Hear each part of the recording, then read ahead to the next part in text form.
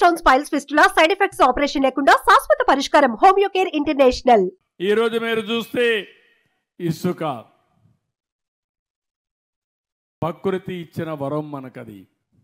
వర్షాలు పడతాయి, వాగుల్లో వంకల్లో నదుల్లో ఇసుక ఫార్మ్ అవుతుంది. అది మన కన్స్ట్రక్షన్కి అవసరం.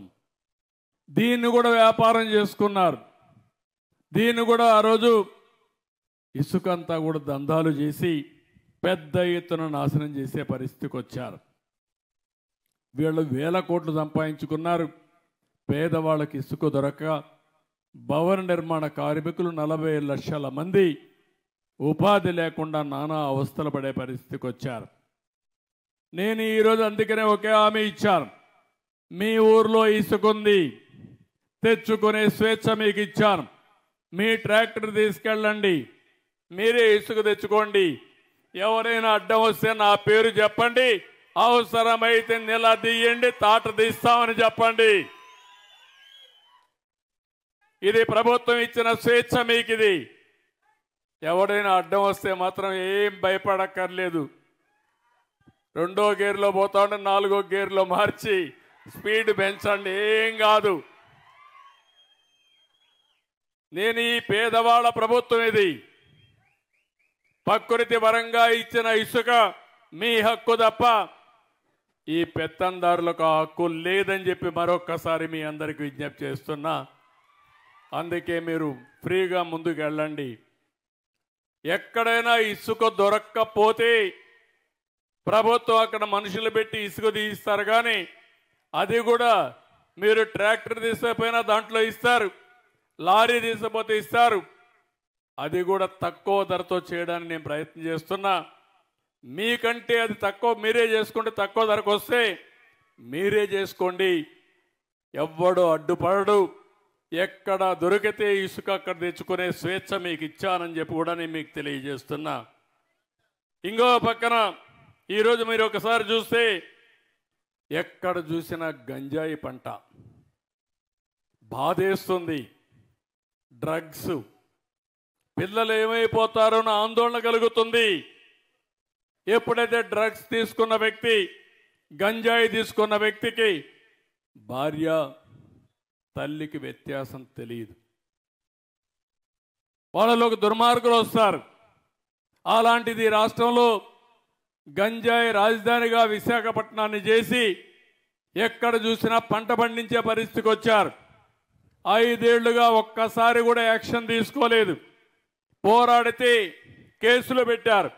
ఈరోజు నేను చెప్తున్నా, ఎవడైనా సరే గంజాయి కానీ ఎక్కడన్నా పండించిన గంజాయి తెచ్చి అమ్మినా అదే మీకు చివరి రోజున మరొక్కసారి హెచ్చరిస్తున్నా. డ్రోన్స్ పెట్టాను, ఎక్కడికక్కడ డ్రోన్లన్నీ చూస్తున్నాయి. దానికి కూడా పేరు డేగా అని పెట్టా, ఈగలని పేరు పెట్టా. రాష్ట్రం మొత్తం డేగ కన్ను పెట్టాం. ఎవరైనా సరే గంజాయి పండించినా, గంజాయి అమ్మినా, మత్తు పదార్థాలు అమ్మినా కబద్దార్ జాగ్రత్తగా ఉండమని మరొక్కసారి ఆంజనేయ స్వామి సాక్షిగా హెచ్చరిస్తున్నా. ఎందుకంటే సమాజ హితం కోసం పనిచేస్తున్నా. దానికి ఒక కమిటీ వేశాం, ఈగలనే ఫోర్స్ కూడా పెట్టాం. దీన్ని లాజికల్గా తీసుకెళ్తామని చెప్పి కూడా నేను మీకు తెలియజేస్తున్నా. ఈ రాష్ట్రంలో ల్యాండ్ మాఫియా లేకుండా చేస్తాం, శాండ్ మాఫియా లేకుండా చేస్తాం, గంజాయి మాఫియా లేకుండా చేస్తాం. కడాన పేదవాళ్ళకి ఇచ్చే రైసు కూడా, పేదవాళ్ళకి 2 రూపాయలకి ఉచితంగా బియ్యం ఇస్తే ఆ బియ్యాన్ని కూడా రీసైక్లింగ్ చేస్తున్నారు దొంగలు. దాన్ని కూడా మీకు చౌకగా 10 రూపాయలు ఇచ్చేసి 6 రూపాయలు 7 రూపాయలు మీకు ఇచ్చి ఆ బియ్యం తీసుకుపోయి విదేశాలకు అమ్ముకునే పరిస్థితికి వచ్చారు దుర్మార్గులు.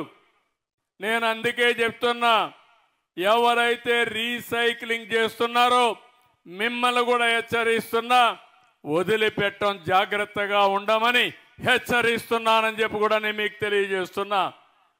పేదవాళ్ళు కొంతమంది ఆ బియ్యం తినే అలవాటు లేదు కాబట్టి పోతే పోయిందని మీరు అనుకుంటున్నారు, కానీ కొంతమంది దుర్మార్గులు తయారవుతున్నారు. దీనిపైన కూడా ఆలోచిస్తున్నా. ఏ విధంగా చేస్తే ఈ సమస్య పరిష్కారం అవుతుందో, పేదవాళ్లకు న్యాయం జరుగుతుందో దానికి కూడా ప్రయత్నం చేస్తాం.